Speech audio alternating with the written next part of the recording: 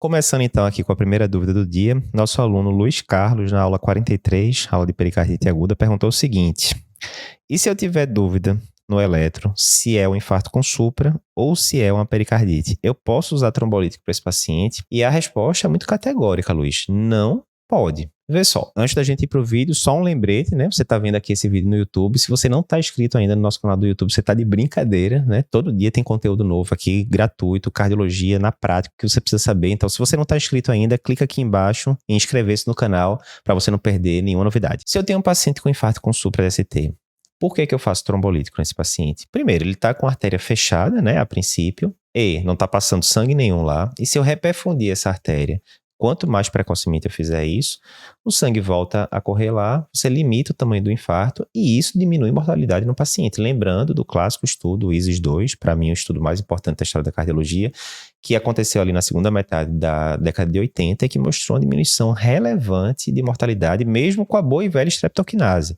Depois vieram trials com trombolíticos mais modernos e que diminuíram ainda mais a mortalidade em relação a strepto. Ok.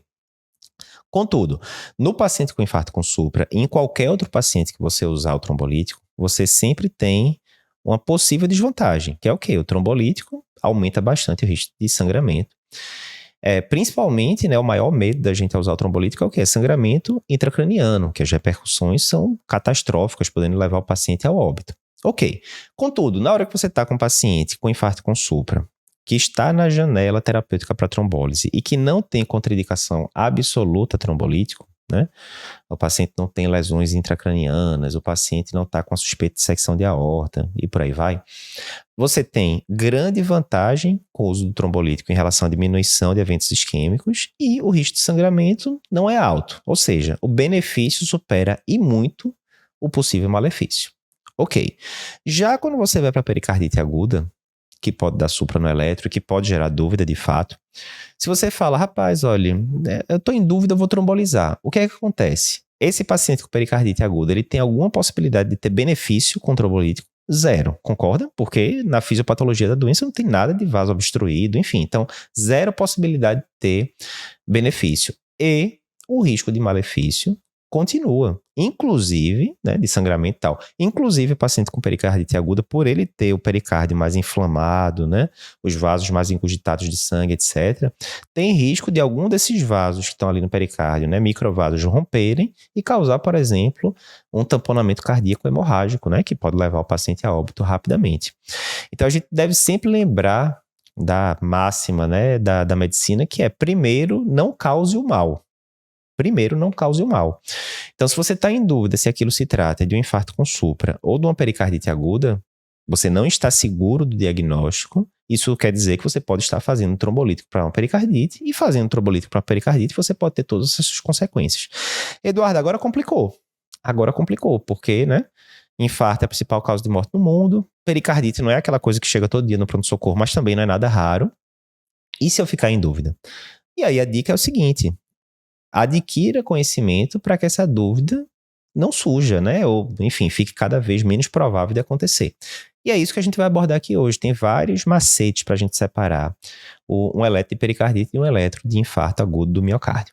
Que macetes são esses? Entre eles, né? Vamos aqui para alguns. Primeiro, distribuição do supra. No infarto agudo do miocárdio, o supra-ST ele vai ficar restrito ao território da artéria que está fechada. Então, se tiver fechada a coronária direita, normalmente vai ficar ali o supra D2, D3, AVF, né? Pode pegar a parede lateral também, mas o clássico seria isso.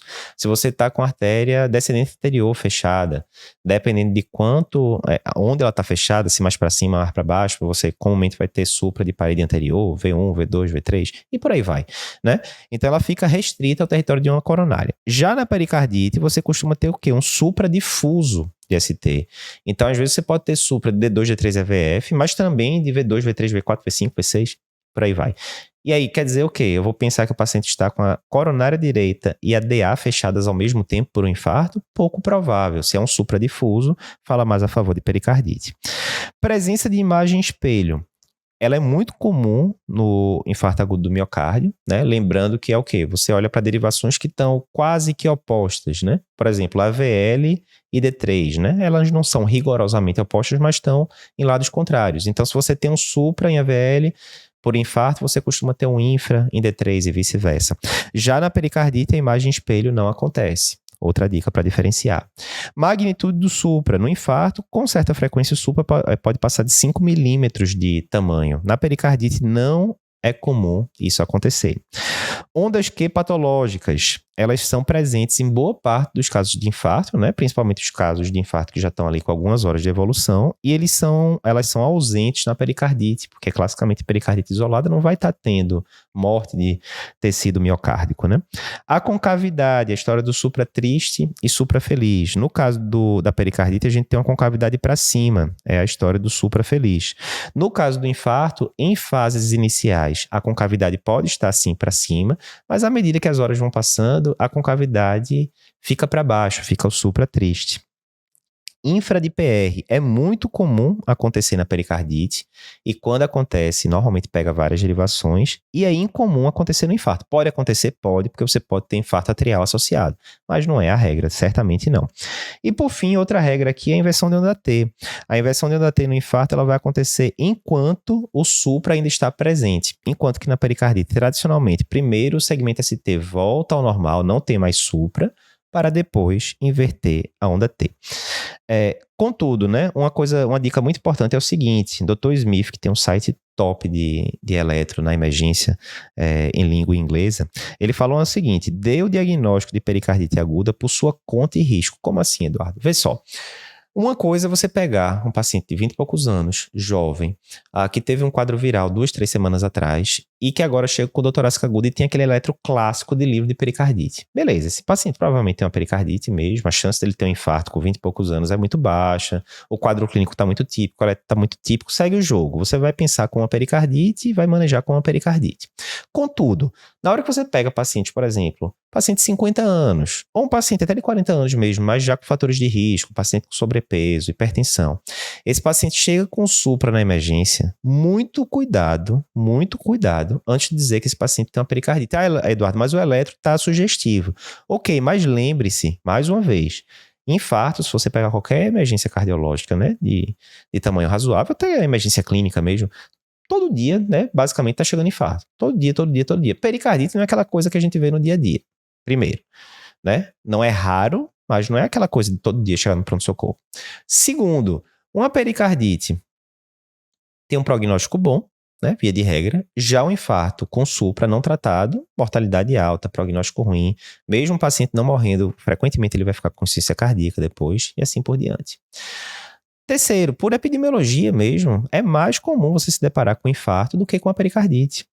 Quarto, pericardite em pacientes que vão ficando ali mais velhos pode acontecer, mas aí já vai ficando mais raro ainda. Resumindo, se você está no local que você, principalmente se você tiver acesso a cateterismo 24 horas, chegou um paciente ali para você já de 40, 50 anos para cima, ou com fatores de risco cardiovasculares e tal, se não tiver aquele eletro classicaço de pericardite, com um quadro clínico muito clássico de pericardite também, você sempre tem que ficar com a pulga atrás da orelha no sentido de, rapaz, será que isso aqui não é infarto com supra? E aí, óbvio, você tendo CAT é muito simples, né? Porque você vai mandar o paciente pro CAT e, se for uma pericardite, vai vir CAT normal, complicação de um CAT branco, né, que a gente fala, muito pequena. Do outro lado, se você deixa passar um infarto com supra, mortalidade alta, insuficiência cardíaca, aquela coisa toda. Eduardo, se eu estiver num centro que eu fiquei em dúvida no eletro, não sei se é uma pericardite ou um infarto, mesmo com essas dicas todas, pode acontecer ele ficar em dúvida? Óbvio, pode acontecer. E eu não tenho CAT 24 horas. Tem alguma coisa que possa me ajudar? Tem. Se você tiver, e não é tão comum, mas se você tiver um ultrassom ali, um eco, à beira do leito, você souber ver a imagem, pode ajudar. Por quê? Na pericardite aguda, normalmente vai ter o quê? Contratilidade miocárdica normal, e você pode ver derrame pericárdico e ou espessamento do pericárdio, né? Tem que ter um pouquinho mais de experiência para ver a experiência do pericárdio. Já no infarto agudo com supra-DST, você vai ver quase que inexoravelmente alteração da contratilidade regional ali do miocárdio, né? Em alguma região você vai estar com hipo ou acinesia, né, comumente.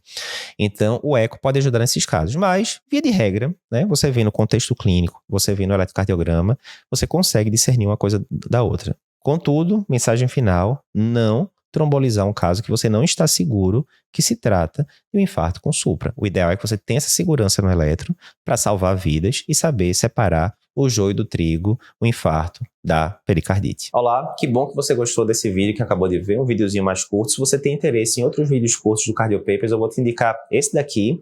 Muita gente já assistiu e gostou. E se você quiser ver o podcast que deu origem a esse vídeo que você acabou de ver, né? Esse vídeo é um corte. Para ver o episódio completo, clica aqui na esquerda e você vai conseguir ver o episódio completo do podcast.